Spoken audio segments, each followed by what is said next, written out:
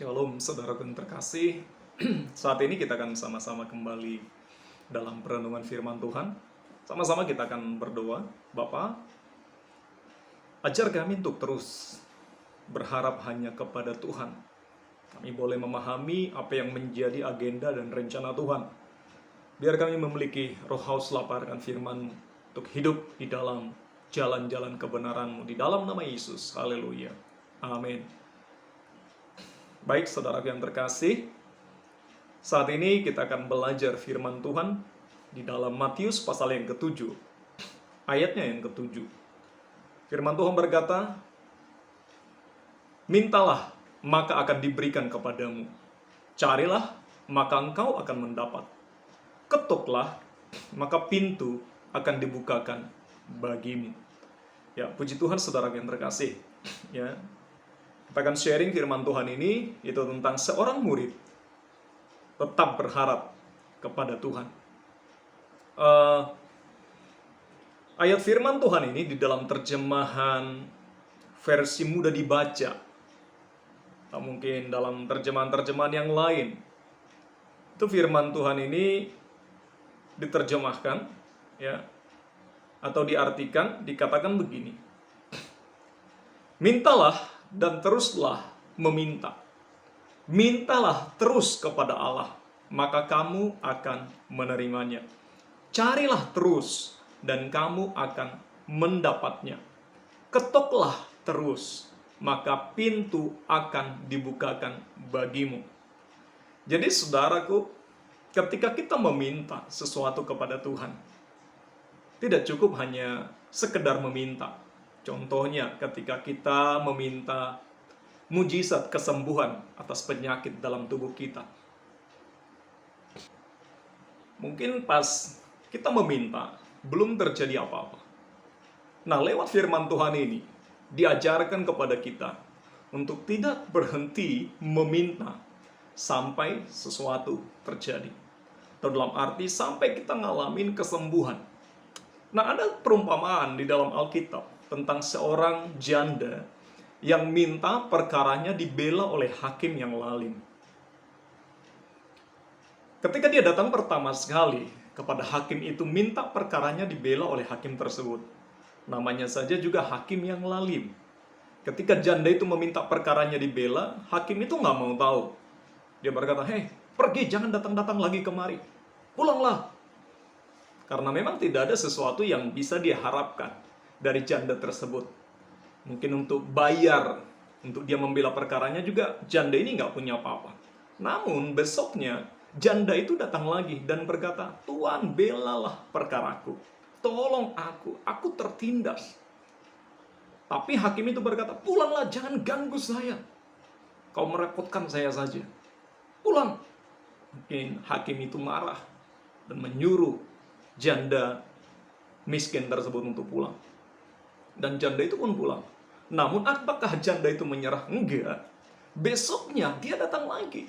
Dan dia berkata, "Tuan, belalah perkaraku, belalah aku."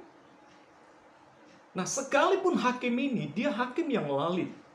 Kemudian dia bisa berpikir begini, "Wah, daripada janda ini menyusahkan aku, terus-menerus datang mengganggu aku, lebih baik aku bela sajalah perkaranya."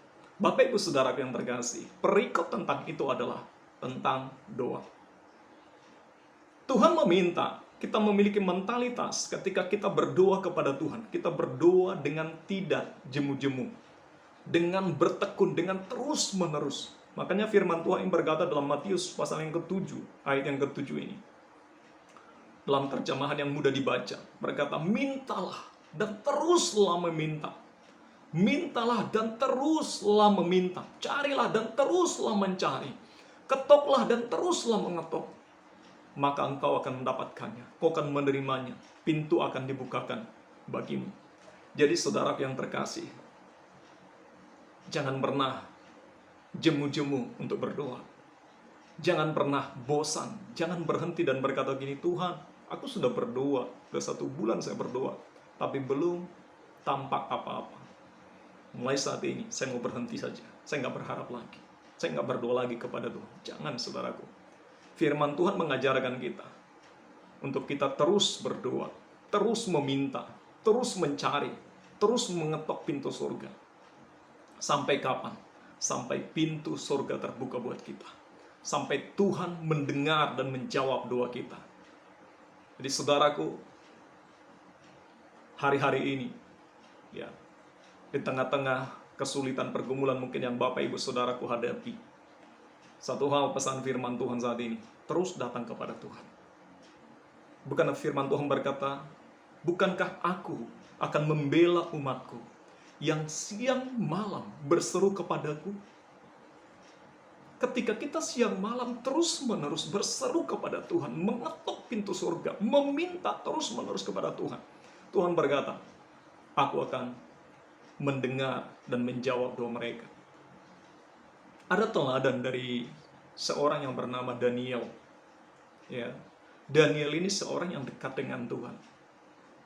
Ya, ketika musuh-musuhnya, orang-orang yang iri dengan dia, karena dia memiliki posisi yang sangat besar dalam kerajaan, mereka berusaha untuk menjatuhkan Daniel.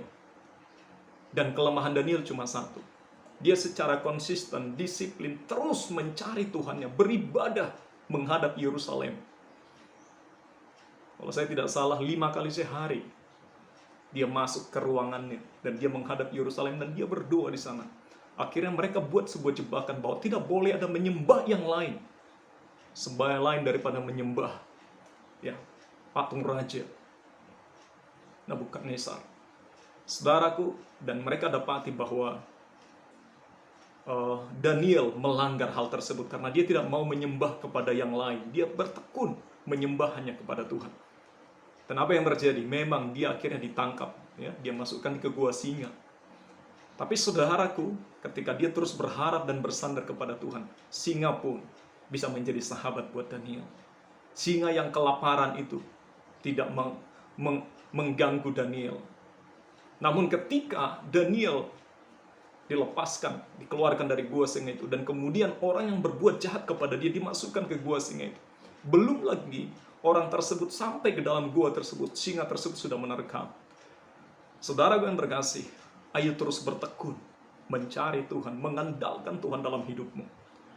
Mungkin saudara sudah berdoa, mungkin tentang suamimu, tentang istrimu, mungkin sudah 1 tahun, 2 tahun, mungkin belum terjadi perubahan. Firman Tuhan ini berkata kepada saya dan saudara, teruslah berdoa. Sampai kapan? Sampai engkau mendapatkan, menerima apa yang saya dan saudara doakan. Mungkin kita bergumul tentang keluarga kita, bergumul tentang pekerjaan kita. Mungkin sudah 1 bulan, 2 bulan, 1 tahun belum terjadi apa-apa. Teruslah berdoa. Sama seperti ketika Elia berdoa, meminta hujan turun. Pertama sekali dia berdoa, dan dia menyuruh pembantunya untuk melihat apakah ada awan di atas laut. Pertama sekali hambanya tersebut kembali dan berkata, tidak ada Tuhan. Dan kemudian Elia berdoa lagi, kemudian menyuruh hambanya, pergi lihat, coba ada awan enggak di atas laut. Dan hamba itu berkata, tidak ada. Sampai berapa kali Elia berdoa? Sampai 7 kali. 1 kali tidak terjadi apa-apa, 2 kali tidak terjadi apa-apa, 3 kali, 4 kali, 5 kali, 6 kali tidak terjadi apa-apa. Dan kemudian yang ke-7 kali, dia menyuruh kembali, pergilah, coba lihat. Bisa jadi mungkin hambanya ini protes, ini Tuan Elia ini gimana sih? Kurang kerjaan saja. Tapi dia, karena dia seorang hamba, dia tetap taat kepada Elia. Dan kemudian dia melihat ada awan sebesar telapak tangan. Dan Elia berkata, pergilah, suruh kepada Ahab untuk dia turun, karena hujan besar akan segera turun. Saudaraku, firman Tuhan ini mengajarkan kita untuk kita terus bertekun, berharap, terus menerus. Bukan sekali, bukan 2 kali, bukan 10 kali. Terus menerus, sampai akhir hayat kita. Teruslah berdoa, teruslah berharap kepada Tuhan. Saya percaya, awan sebesar telapak tangan akan bisa mendatangkan hujan yang lebat. Bagi manusia itu mustahil. Tapi bagi orang yang percaya, bagi Tuhan, segala sesuatunya mungkin terjadi. Puji Tuhan, saudara yang terkasih, mari terus bertekun, mempercayai firman Tuhan, hidup di atas dasar firman Tuhan. Tuhan Yesus memberkati. Sama-sama kita akan berdoa. Tuhan, terima kasih Firman-Mu terus mengajar kami, untuk kami boleh berdiri di atas fondasi firman Tuhan, meyakini apa yang Tuhan firmankan pasti terjadi dalam hidup kami. Percaya Tuhan terjadi pemulihan atas keluarga kami, atas pekerjaan kami, atas pelayanan kami, dan kami percaya ketika Tuhan di pihak kami lebih daripada pemenang dalam segala perkara. Puji Tuhan di dalam nama Yesus. Haleluya. Amin. Saudara yang terkasih, sampai bertemu kembali dalam perenungan firman Tuhan. Tuhan Yesus memberkati. Shalom.